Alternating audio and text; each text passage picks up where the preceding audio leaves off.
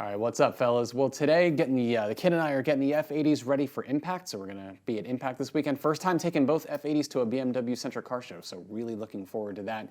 But anyway, as I'm getting ready to do some maintenance washes here, I was getting the products together, and kind of got me thinking, like, what are the products that I would absolutely always have to have in stock, always have to have on me for doing an exterior wash, right? So I happen to have 5, because there's always 5.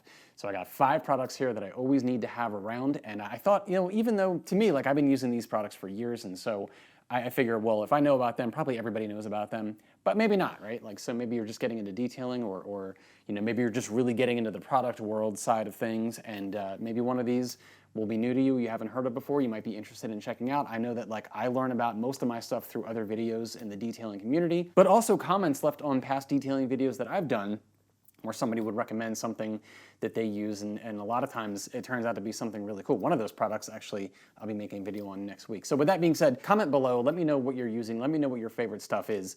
Always happy to learn about and try some new stuff, and let's get into it. So here are my 5 must-have, always need to be available, can't live without detailing products for exterior washes. And the first one, the titan of industry, the one that I always have to have around, Koshemi GSF, Gentle Snow Foam. I absolutely love this stuff. I have tried a bunch of different, types of soap over the years. This one is my favorite. It smells like cherry candy, which is a big plus anyway. Works great in a foam cannon, which I would hope so, because it's kind of in the name of the product, Gentle Snow Foam. It has fantastic lubricity, which, let's just take a minute to, call out how fun that word is, right?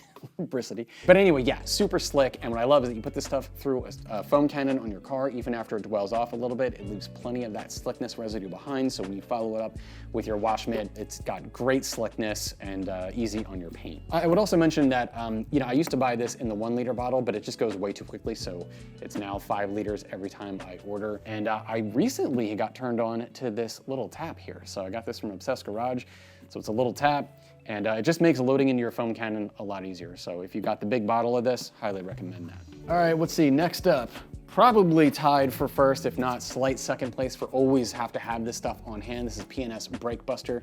Now, I'm generally not a fan of products that do multiple things or have multiple uses, because it's kind of like that jack of all trades, master of none. But in this case, as a wheel and tire cleaner, it works really, really well. So this stuff I also put through a foam cannon. I have a second foam cannon for wheels. And I actually kind of thought, I made a video on this last year, I actually kind of thought that, like, putting this through a foam cannon, I might save some product instead of just using it in a spray bottle, but I'm not sure that's actually true. I probably use as much, if not maybe more, putting this stuff through a foam cannon, but it's all good. This is the 1 liter bottle. Actually, the next time I reorder, I will be getting the 5 liter in this also. But it does a fantastic job on cleaning your wheels and tires, especially the front, right? So front brake pads are always bad. They always put out the worst amount of dust, and this stuff will just go right through it. So I'll spray this on with a foam cannon, let it dwell for a couple of minutes, good to go. It's non-corrosive, so if you get a little bit, it splashes a little bit on your paint, especially if you're using, again, with a foam cannon, not a big deal. So all around, huge fan of this stuff. Always gotta have this in stock. Next up, where are we at next? Here we go. CarPro Tar X, right? Now, I actually probably should have named this video 4.5 products that I always have to have, because to be honest, this one I don't necessarily use every single car wash. Mainly, so you're ideally using this as a tar and tree sap remover. Now, tree sap around here gets pretty bad depending on the time of the year. We get these tiny little amber dots all over the car. You could etch them off with your thumbnail, but like that's not a good idea, especially on the paint. So this stuff is great as a spot treatment for tar and tree sap remover. Now, you definitely don't want to do like whole panels at a time. You definitely don't want to let this stuff like dry in the sun or anything like that, because that's just going to be a nightmare to get off your paint. But as a spot treatment, small little areas at a time that you spray off, this stuff works fantastic. I also used to use this for bug guts, right? So I get a lot of bug guts in the area. Since then, I've switched over to using the Obsessed Garage Waffle Mitt, which does a just as good, if not better, of a job of getting bug guts off. You can just dip that right in your soap bucket, and you're not using a whole new separate product for that, right? But this stuff always has to be on hand, at least though for the spot treatment, especially stubborn stuff, like you get a little bit of that, little rubber and tar off the back of your car, especially if you're doing burnouts or something, and this will cut right through that. But this is the one product that actually transcends the detailing world, at least in the arsenal here. So this is also a fantastic adhesive remover. So if you're debadging your car, maybe changing out your emblems, or replacing a trunk spoiler, you got that 3M tape that stays behind, this will cut right through that. So really good as an adhesive remover. And also, turns out this stuff is fantastic at removing spray paint. So last year when I did when I spray painted my Golden Wrench supply caps, I had a can of spray paint that exploded just outside my kitchen. Don't ask, it's not important. And it got spray paint everywhere, right? It was on the walls, the door, the floor. The floor was it's like a fake hardwood and laminated flooring, but nonetheless, it was everywhere. I tried a bunch of different stuff to try to get it up. It was a nightmare. This cut right through that. So if you ever need like a really effective spray paint remover, CarPro Tarex, it also works really well. Next up, Obsessed Garage Drying Aid. So I used to use P&S Bead Maker, and then I saw that Obsessed Garage a couple years ago started making their own drying aid, and I had to give this a shot. I really like it. It's a no frills drying aid, right? Meaning no color, no scent, just straight product. And I mean, I use this stuff exactly as detailed by Matt Moorman on Obsessed Garage website, which is I do a panel at a time. I finish washing the car, I'll spray most of the water off with my leaf blower, like maybe 80% or so. It doesn't have to be all the way dry. This stuff works on dry and wet panels, but I'll spray most of the water off and then just grab a high pile microfiber towel and a low pile towel and spray the stuff on panel at a time.